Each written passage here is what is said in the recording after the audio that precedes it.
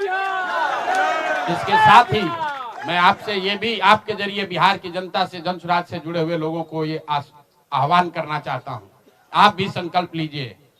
हम अपना 90% दे रहे हैं, आपसे 10% भी नहीं मांग रहे, लेकिन आज से जन सुराज से जुड़ा हुआ हर व्यक्ति, बिहार को इस मिट्टी से प्रेम करने वाला हर व्यक्ति, आप चाहे किसी दल के हो, किसी विचार के हो, कोई भी काम करते हो, एक मदद कीजिए अपने राज्य के बेहतरी के लिए, सुधार के लिए, व्यवस्था परिवर्तन के इस अभियान के लिए कम से कम 1000 रुपया जरूर आप डोनेट कीजिए। 1000 रुपया जन सुराज को जरूर दीजिए। अगर आप बहुत गरीब हैं, आपके पास 1000 रुपया नहीं है, तो समाज से चंदा करके दीजिए। लेकिन अगर आप जन सुराज में जुड़े हैं, जन सुराज के इस प्रयास की सराहना करते हैं, तो सिर्फ YouTube पर कमेंट करने से नहीं होगा, सिर्फ धक्का करके मेरे से मिलने से नहीं होगा कि भैया हम हमारे साथ, आपके साथ हैं। अब 1000 रुपया का कंट्रीब्यूशन आपको करना है। मेरा विश्वास है कि बिहार के 13 करोड़ जनता में से अगर 1 करोड़ लोगों ने भी 1-1000 रुपया का योगदान कर दिया, तो अगले 5 साल तक इस अभियान को कोई रोक नहीं पाएगा। इसलिए ये जरूरी है। और साथ ही अब आगे से मेरे से मिलने वाले लोग, मैं अब उस किसी व्यक्ति से नहीं मिलूंगा जो जन सुराज के इस अभियान में कम से कम 1000 रुपया का जिसने योगदान न किया हो। उस किसी व्यक्ति से बात विचार नहीं करूंगा जो जन सुराज के इस अभियान में टेंजेबल तौर पर कंधा न लगाए। क्योंकि जैसा मैंने कहा है, सलाह का समय खत्म हुआ। 3.5 साल हम लोगों ने सलाह दिया है। हर आदमी अच्छा बात करता है और फिर जाकर वही गलती दोहराता है। तो सुधार का अब दूसरा चरण है। सलाह का समय खत्म हुआ, संघर्ष का समय शुरू हो रहा है। अगर आपको लगता है कि जन सुराज बेहतर है, जन सुराज की सोच बेहतर है, ये बिहार के बेहतरी के लिए है, बिहार के बच्चों के पढ़ाई रोजगार के लिए है, पलायन बंद करने के लिए है, तो मेरे भाई आप भी कुछ योगदान दीजिए, कुछ समय निकालिए, कुछ संसाधन बिहार के इस व्यवस्था के सुधार के लिए लगाइए। इसी के लिए हम लोग यहाँ आज बैठे थे। आज एक दिन का ये कार्यक्रम खत्म हुआ।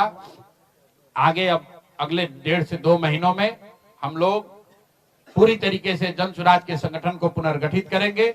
और जैसा कि मैंने आपको बताया, 15 जनवरी से हम लोग फिर से पूरी ताकत, ईमानदारी और शुद्धता से बिहार के हर उस वार्ड में 1,18,000 वार्ड में पहुंचेंगे, हर उस प्रखंड में पहुंचेंगे जहां पर लोगों के साथ अन्याय हुआ है, लोगों के साथ सरकार ने छल किया है।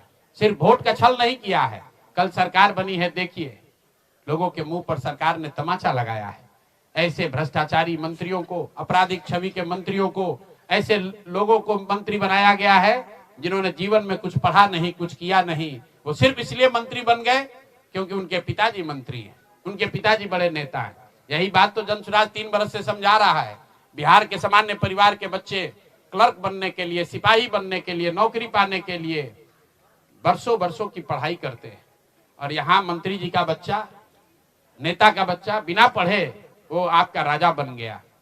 और कल जो मंत्रिमंडल बना है उसने एक तरीके से दिखाया है, जिसको कहते हैं अंग्रेजी में rubbing the salt on the wound, घाव पर नमक लगाने वाली बात है। नीतीश कुमार ने हर उस व्यक्ति को मंत्री बनाया है जिस पर भ्रष्टाचार के बड़े आरोप लगे हैं। हर उस व्यक्ति को मंत्री बनाया गया है जिसकी छवि आपराधिक है। तो नीतीश कुमार, अमित शाह और नरेंद्र मोदी जी ये दिखाना चाहते हैं कि बिहार की जनता तुमसे वोट खरीद लिया, अब हम वो करेंगे जो हमारी मर्जी है। तुम्हारी भावनाओं का, तुम्हारे कष्ट का, तुम्हारी चिंताओं की चिंता करना हमारा काम नहीं है।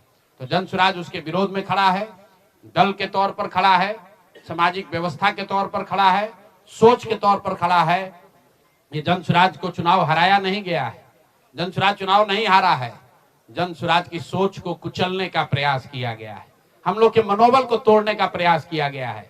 ये प्रयास है कि जन सुराज के लोग हतोत्साहित होकर छोड़कर भाग जाएं।